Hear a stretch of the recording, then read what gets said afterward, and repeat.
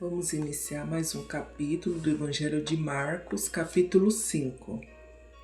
O endemoniado gadareno.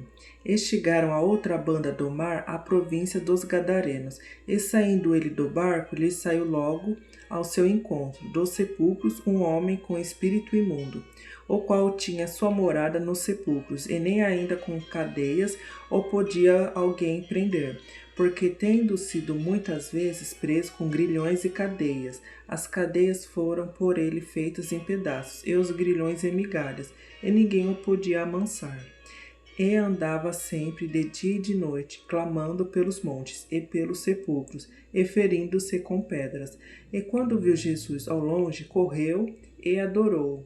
E clamando com grande voz, disse: Que tenho eu contigo, Jesus, Filho do Deus Altíssimo? Conjuro-te por Deus que não me atormentes.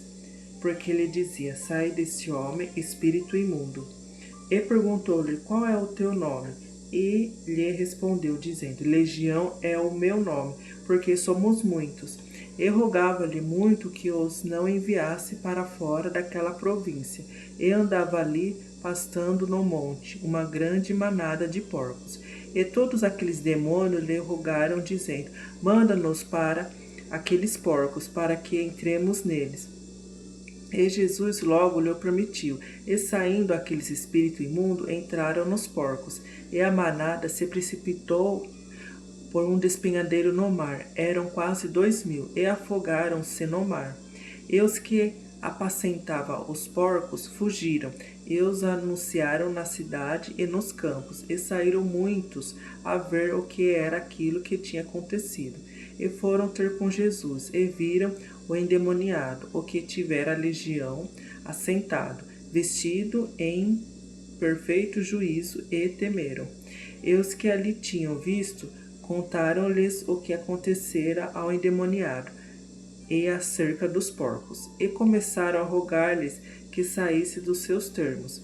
E entrando ele no barco, rogava-lhe o que fora endemoniado que o deixasse estar com ele.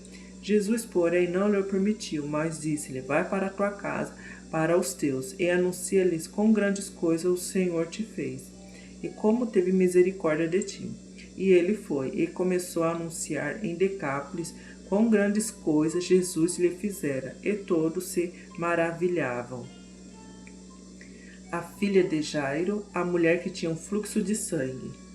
E passando Jesus outra vez num barco para outra banda, juntou-se a ele uma grande multidão, e ele estava junto do mar.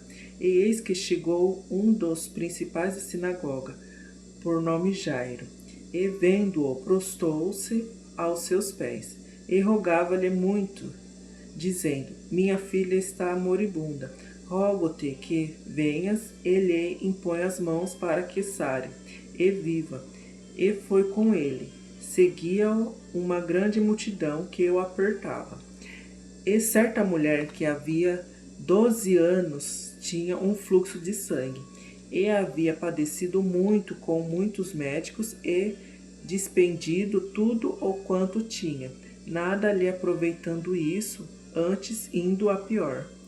Ouvindo falar de Jesus, veio por detrás entre a multidão e tocou no seu vestido, porque dizia: Se tão somente tocar nos seus vestidos, sararei.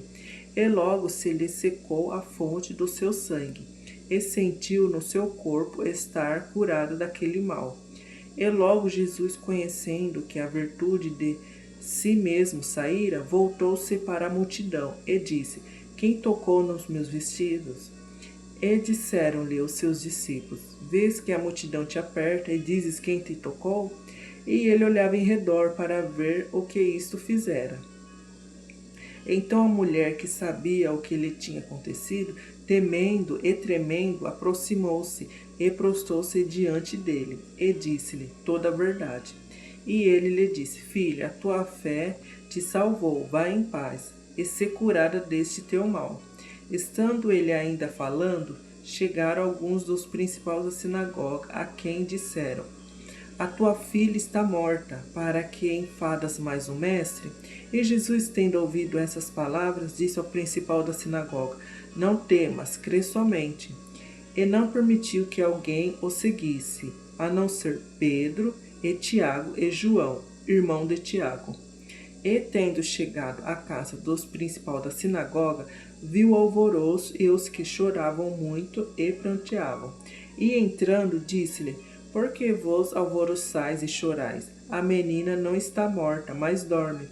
E riam-se dele, porém ele, tendo-os feito sair, tomou consigo o pai e a mãe da menina, e os que com ele estavam, e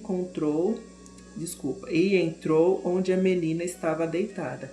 E tomando a mão da menina, disse-lhe: Talita cumi, que traduzido é: Menina, a ti te digo, levanta-te. E logo a menina se levantou e andava, pois já tinha 12 anos, e assombraram-se com grande espanto. E mandou-lhe expressamente que ninguém o soubesse, e disse que lhe dessem de comer.